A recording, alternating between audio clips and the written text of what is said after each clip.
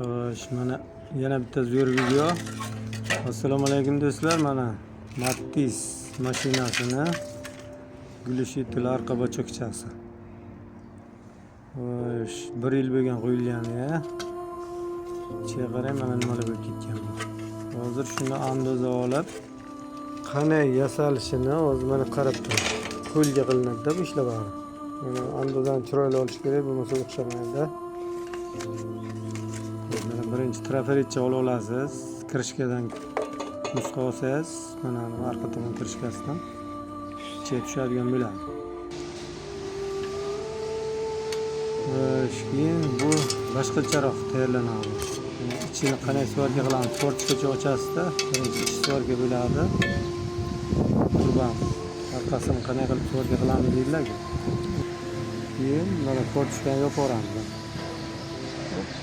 Bu yangi stilim emas, bu avval birinchi chiqargan stilim. Bu bilan yurgan mashinalar olib berib ko'p 3 yil, 4 yil ishlab beradi mana shu eski narsa. Garantiya, mana kanalimda ham videolar bor, shunaqa stilga taqilgan. Bu ham shu modelasi oson, arzon tushadi bu. Mana hozir yangi gulishitlarni ko'rsatdik, mehnat ko'p.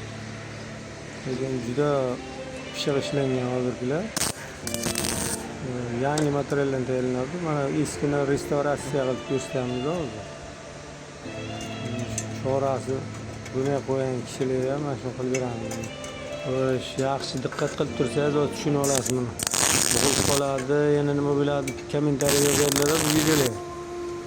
Yangi zo'r gulishitlarni ko'rsataman, endi buni joyiga kelib qoldi, hozir birga qilib beramiz-da. Xo'sh, kanalimizga podpiska qilib, mehnatimiz foydali bo'lsa bitta like bosib qo'yinglar, kommentariy yozing, fikrlar. Sizlarning fikrlaringiz biz uchun juda muhim. Bu kanaldan ko'p svarchilar ish o'rganyapti, shu uchun qiyinni ham, osonni ham ko'rsatib beramiz-da videolarni. Mana shu vata zo'r turish kerak-da, qalin qo'yish kerak buni. Turishga ham mahkam turadi. Keyin ana tamom, gulishitl tixi bo'ladi-da bu.